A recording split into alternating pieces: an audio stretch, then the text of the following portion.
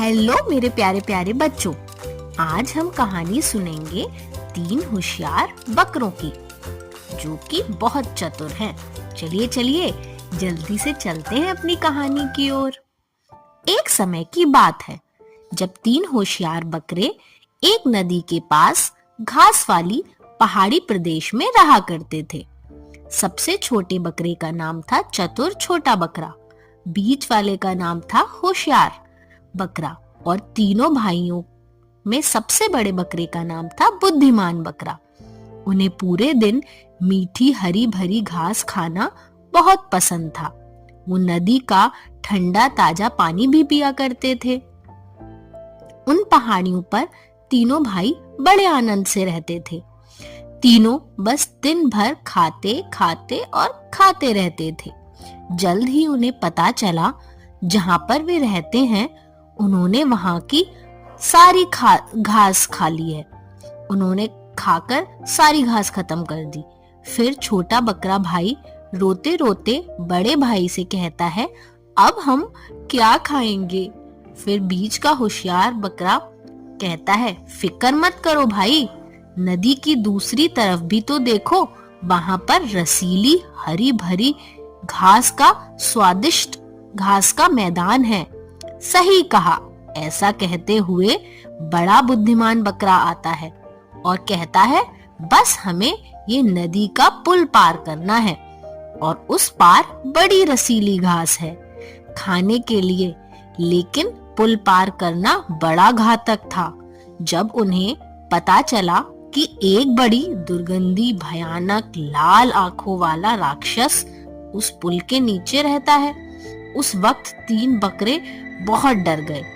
उस राक्षस के बहुत सारे बाल थे, बड़े नुकीले दांत भी थे। वो राक्षस पुल पार करने वाले को खा जाता था। बहुत दिनों से उन बकरों को खाने की कोशिश में था। वो ठीक अवसर का इंतजार कर रहा था। उसे ये मौका जल्द भी मिल भी गया। उन तीनों बकरों की भूख दिन व दिन बढ़ती जा रही थी। बड़ा बकरा बोला, पहले पुल कौन पार करेगा? छोटा बकरा भागते हुए आया और बोला, मैं मुझे बहुत जोरों से भूख लगी है, सबसे पहले पुल पार मैं करूंगा। और उसने लंबी सांस ली और वो पहाड़ के नीचे चलने लगा। टिप टाप उसके नाखून लकड़ी के पुल पर आवाज कर रहे थे और इस आवाज को सुनते ही वो राक्षस पुल पर छलांग लगाकर उस छोटे बकरे के सामने आ गया और बोला, मैं हूँ छोटा बकरा भाई। और यह कहते हुए छोटा होशियार बकरा बहादुरी दिखाने की कोशिश कर रहा था और बोला, उस तरफ की मीठी हरी भरी घास खाने के लिए मैं ये पुल पार कर रहा हूँ। तुम नहीं जा सकते, वो राक्षस चिल्लाया, क्योंकि मैं तुम्हें अब खाने वाला हूँ। हा हा हा हा। यह सुनकर छोटा बकरा बहुत ही डर गया, लेकिन वो बहुत ही चालाक था। वो बोला, अरे अरे, कृपया तुम मुझे मत खाओ, मैं तीनों भाइयों में सबसे छोटा हूँ। मेरे जैसे छोटे पतले बकरे को खाकर आपका पेट नहीं भरेगा। मैं अच्छा खाना नहीं बन पाऊंगा, लेकिन तुम मेरे बीच के भाई को खा सकते हो। वो मुझसे बड़ा और मोटा भी है। राक्षस को छोटे बकरे की बात समझ आ गई और बोला, ठीक है, फिर तुम पुल पार कर सकते हो, और पुल के नीचे आ गया। वो छोटा होशियार बकरा टिप टाप करता हुआ वहां से बच के चला गया और विशाल घास के मैदान में पहुंच गया। नदी के दूसरी ओर खड़े 2 बकरों ने देखा कि उनका छोटा भाई घास के मैदान में सुरक्षित पहुंच गया है।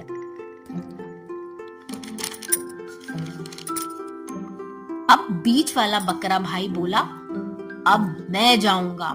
जैसे ही उसके बड़े भाई ने गर्दन हिलाई, वो भी निकल पड़ा पहाड़ पर टिप टाप करते हुए। बकरे के पैरों की आवाज राक्षस के कान में सुनाई पड़ी और वो तुरंत आवाज सुनकर पुल पर आ जाता है और बकरे से कहता है, तुम यहाँ से आगे नहीं जा सकते।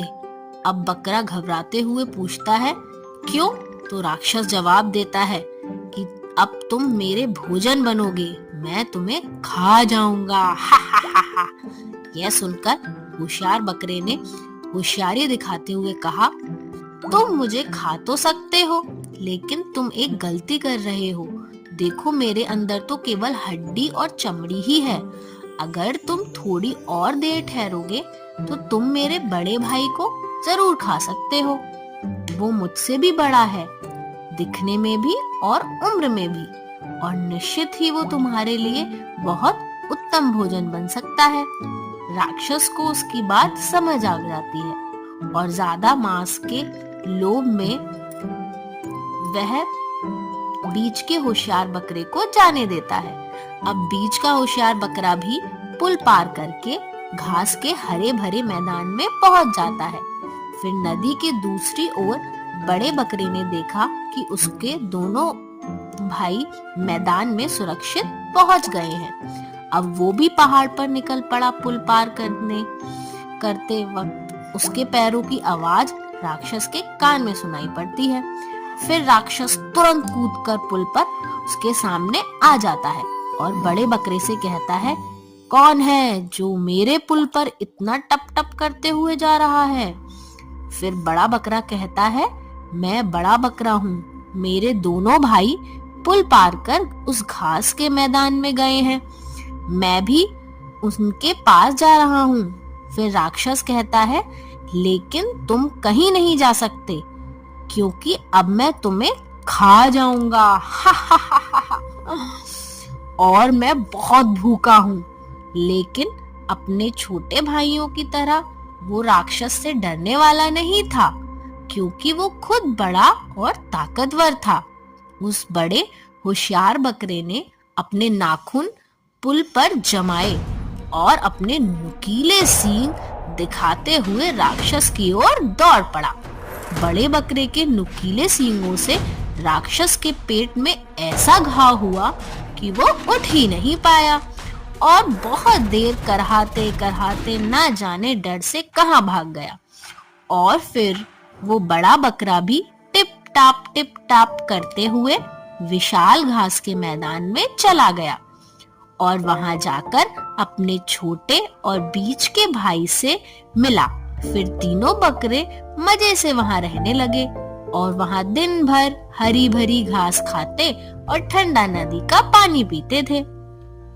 तो मेरे प्यारे बच्चों, हमें इस कहानी से सीखने को मिला कि हमें जो भी मिल रहा हो उसे खुश होकर स्वीकार करना चाहिए, ना कि जो हमारे पास नहीं है या हम नहीं चाहते उसके लालच में आकर हमें मिलने वाली चीज को भी छोड़ना नहीं चाहिए। इसीलिए हम कहते हैं लालच बुरी बला है।